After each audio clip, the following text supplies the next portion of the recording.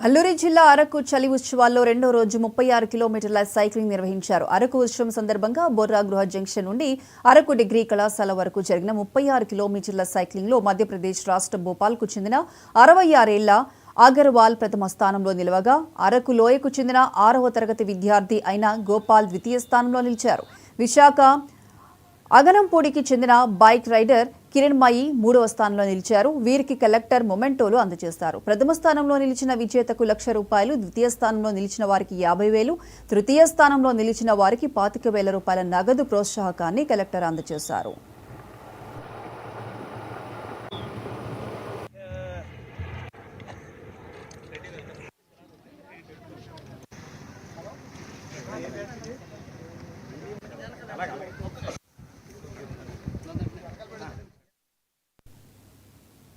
Right TV Bulletin updates. Keep watching.